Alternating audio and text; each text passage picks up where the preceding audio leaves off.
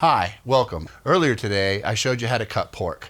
Tonight, we're gonna make what's called Jägerschnitzel, which is my take on it. It's a butterflied pork loin, breaded and fried.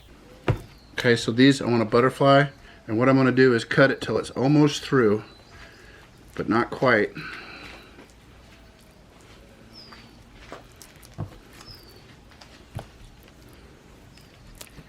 So it makes one flat piece, and I'll hit that with a hammer here in a second. All right, the first thing that we want to do is we want to jackard these. And if you recall, I butterflied these out beautifully this morning. Hands are clean. So this is the inside of the butterfly, that's the outside of the butterfly. What I'm going to do is I'm going to hammer these flat so that they're even thickness, and then I'm going to use what's called a jackard that pokes holes all throughout. So you take a zippy bag. This helps keep things together, but it also helps keep from juices splattering all over the kitchen. And if you notice, I'm kind of pushing as I hit. I'm trying to get it to go the direction I want it to go. And I don't want this to be too thin because I want it to be juicy inside.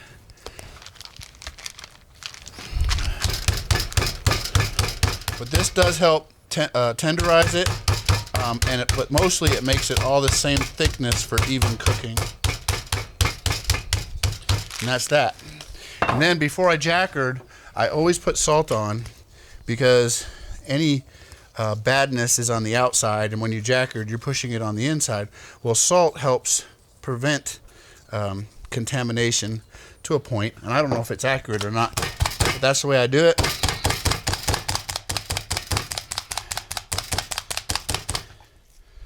And that's the way I always do it.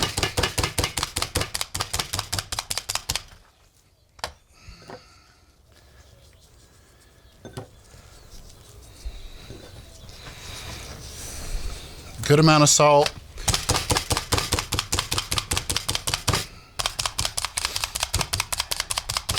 Now we haven't done this before, but tonight we're going to put Chef Paul Prudhomme's magic seasoning. It's redfish magic, but we love the flavor. So I'm going to put a little bit of this on, and this adds a nice bite of heat that we enjoy so much.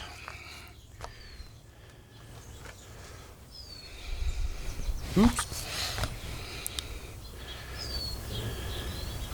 And that's that. We're going to put a little of that in the gravy too. So we'll get this out of the way. This will go on to a little drying rack and let these chill out for a while before we bread them. We have our 3 plates: milk, egg,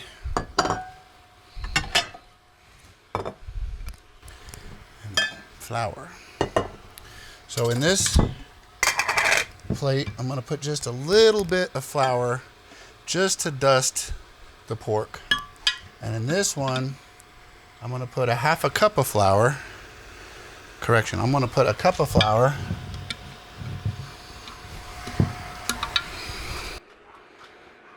And a full cup of cornstarch. And I have found that just makes for a wonderful crispy crust.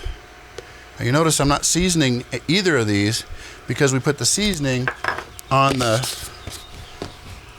pork, but I will put a little salt in here. Okay, the egg with the milk.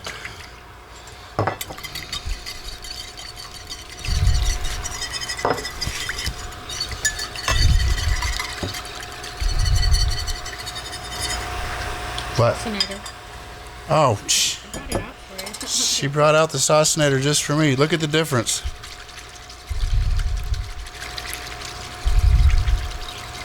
Look at the difference. That's just awesome. It's like $5.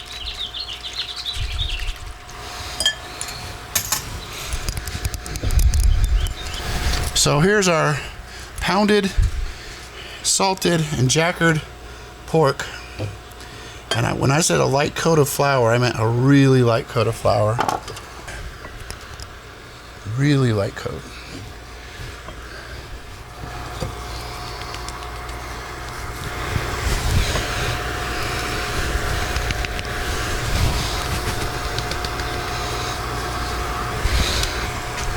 So this is just as light coated as I can get it.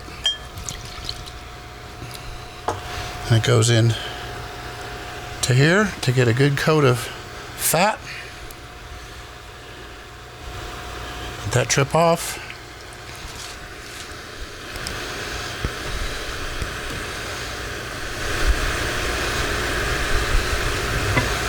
And you want to push that flour in, and you want it to be as coated as you can.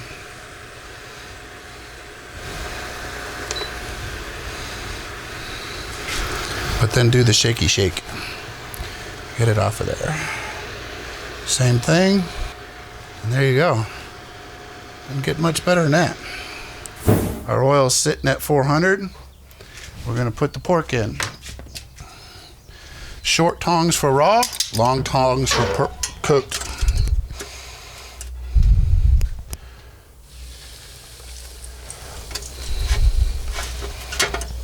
Now, one secret I have to not having a fire when you're cooking outside like this, a lot of times the oil will bubble over and get right down in the fire. Well, if you turn the fire off, it can't catch on fire.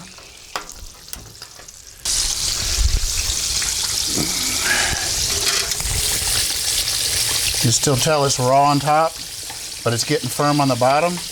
I'm ready to turn these guys.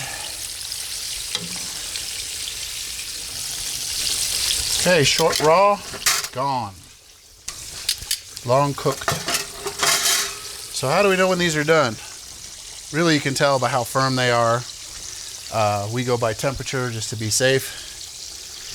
And right now, these are at 88 degrees. Which means we're almost halfway there, or just a little past halfway there.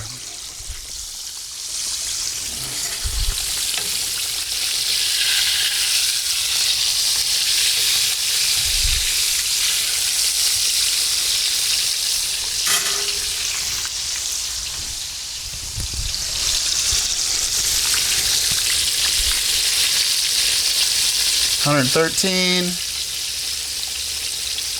164. No, it's no good. 169.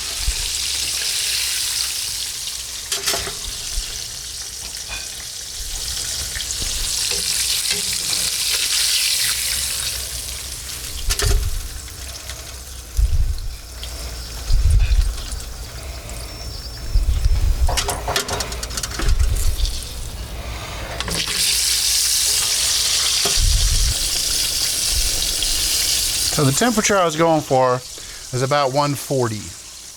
And this one got a little hot for me. It's at 150, but it should be okay. This one was a good bit thicker, so it's sitting at 133, 136, 147. I'm gonna pull this because she likes hers a little less cooked. Fire's off, that's safe. So there you go. So there you have it. A stick to your ribs dinner. Didn't take very long. The techniques that I demonstrated, I hope you find useful and see how you can get that nice crisp crust to stick to your pork. Adding the Paul Prud'homme's magic powder, we could taste that. It was wonderful.